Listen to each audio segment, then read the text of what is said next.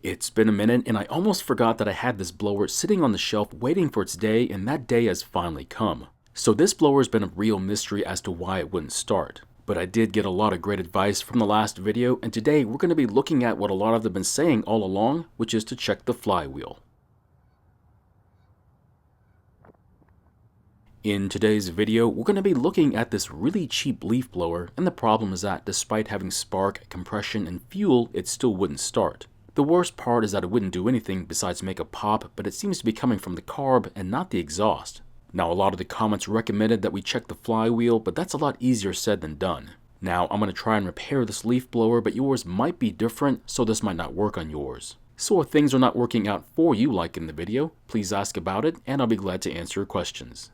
So if you didn't notice this is not a substantial blower. In fact, it's only one step better than sweeping, so why bother fixing it then? Don't worry, we'll talk more about that here in a bit.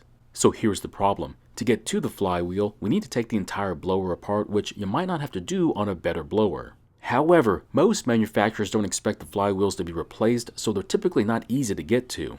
So on this blower, we need to take most of the green plastic off, but I did go one step too far with the handle. Now, it won't hurt to take it off, but in the end, it wasn't really needed.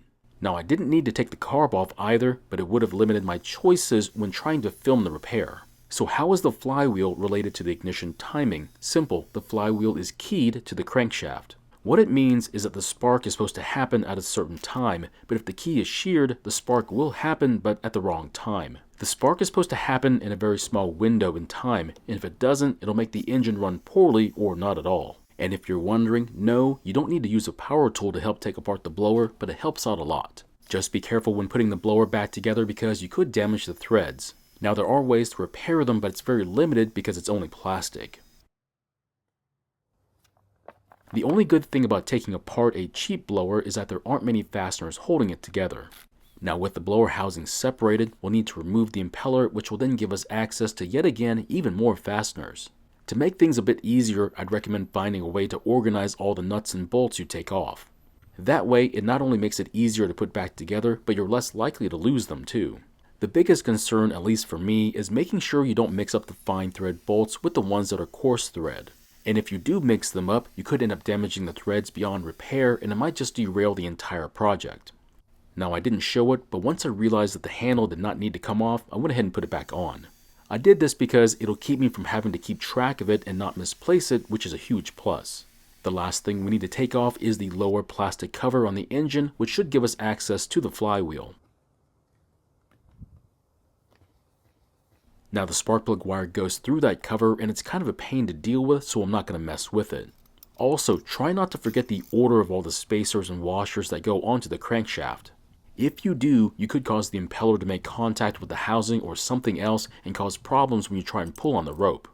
So next, I'll put the nut back onto the shaft, that way the puller has something to push against, but you could also use a medium-sized socket as well.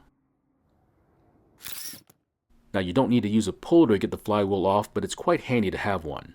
So here's the moment of truth, is the key on the flywheel sheared? And if we get closer to the opening, it's pretty clear that yes, the key is sheared, and that's allowed the flywheel to initiate a spark at the wrong time. The worst part is that the key is cast into the flywheel, it's not a separate part that you can just replace. So here's what came out of the keyway, and it's what's left of the key. This brings up a big important question, how are we going to fix this? So I do have a couple of parts machines, and I could take the flywheel from one of them, but what if you didn't have one to use? I guess I could just buy a brand new flywheel, but at $23, it's a lot in comparison to how much this blower is actually worth. And getting a used part makes sense, but it's only a couple of bucks cheaper, so you're not saving that much more money going this route. So instead, I'm going to go with plan C, which is to cut a new keyway into the flywheel and then put a new key into it. So why do it this way? First off, I don't even know if this blower works, so getting it to work with very little invested into it makes sense. Then after confirming that it does work, we can then make a permanent fix, such as replacing it with a new or used part. Now I really wish I could have used a small flat file to do this, but all I had was a round one. That meant the key also had to be round as well, versus a square one, which is what I wanted to be in the first place. Now I wasn't sure what I was going to use for a new key, but I decided to use a small drill bit. And that meant I had to keep making the round keyway bigger until it would accept the bit. And yes, I know a round key is not ideal, but remember, this is meant to be a test. Once the keyway was large enough, I'll then install the flywheel back onto the shaft and then install the key. Now there are plenty of other ways you can try and fix this to test the machine. Don't think that this is the only way, so get creative. If however you can't come up with another idea, you're welcome to try this method I'm using here. And after giving the key a couple of taps, it's now seated in place, and after checking that the flywheel is not crooked, we'll start the reassembly process. Now some of you might be asking the question, if you know that the flywheel is the problem, why not just replace it? Why go through all this work only to have to do it again? The answer is rather simple. You don't know if it's the only problem that the engine has. So I'd rather get the definitive answer about the engine's ability to start and run first before spending the money. I'm going to be honest with you, I don't think anyone's going to buy this blower, not even as a joke. So what you're seeing me do is basically out of curiosity and for the challenge and not even for the money. And because of that fact, I am not going to spend a lot of money on it, but I am willing to spend the time on it even knowing that I won't get it back. Sometimes it's not about the money, and instead it's about saving a machine from the landfill. Now don't worry, I'm not just going to put it away. I'll either use it for a specific area outside or give it to someone in need. Now I like to use an impact on the nut for the impeller, and that's because it's just easier than using hand tools. Now with the impeller back on, it's only a matter of putting the other half of the housing back on along with the blower tube. Just remember to set the clutch on your drill to the lowest setting possible, otherwise you're going to know real fast when you start damaging stuff. And if you think the drill you're going to be using might have too much power to do that, then just get ready for a real hand workout. Once the blower tube is back on, all we have left to do is install the fuel system, and then we can talk about tuning the carb. So this is the part that I think a lot of people have a problem with, and that's the first startup. The reason I know this is because I used to have the same problem a long time ago, and it can be very frustrating. Just remember to follow the starting instructions, but what happens when it doesn't start? That's when most people make their mistake. Remember that every failed attempt to start a two-stroke engine could cause it to flood with too much fuel. And if you don't realize it and keep trying to start it, it'll only make things a whole lot worse. And the only way to unflood it after that might be more than what some people are willing to do.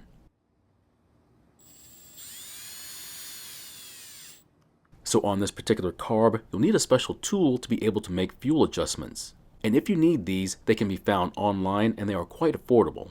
Now the fuel adjustment screws can be found on the front of the carb. And the screw closer to the engine is the L screw, and it's used when the engine is at idle and more importantly on the changeover to full speed. That means the screw closer to the air filter, which is the H screw, is for when the blower is at full speed. Now hopefully the engine will start up like normal, because if it doesn't, it'll make things a whole lot more difficult.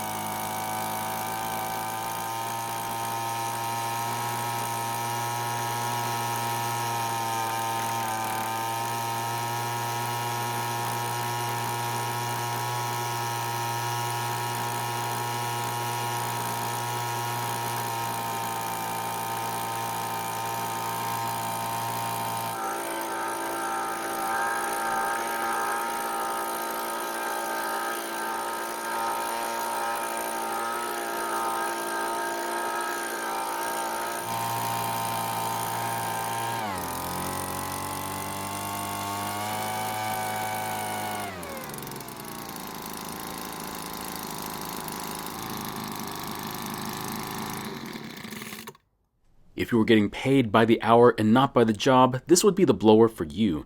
They should have called this thing a leaf vacuum because it sucks more than it blows. Now I didn't need to touch the L screw because it was already idling just fine, so I was only concerned with the H screw.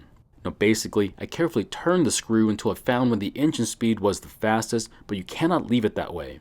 Instead, you'll want to turn the screw counterclockwise a bit until the engine speed slows down a bit. Now the extra fuel will cause the engine speed to not only change, but it'll keep the combustion chamber temperatures down as well. That'll also keep the engine from overheating, which could cause it to wear out too fast. And that's because I've made this mistake before, and it was a very painful lesson to learn, so take it from me. Now this blower was quite the roller coaster of problems, and even though I lost my shirt over it, I still enjoyed the project. So my question is, would you ever spend this much time and effort on a blower that quite literally isn't worth the fuel you put into it? I know I'm a glutton for punishment, but I may have overdone it this time. Thank you for watching. I really do appreciate your time here. Please feel free to ask me any questions about this project or about your own projects, and I hope to see you in the next video.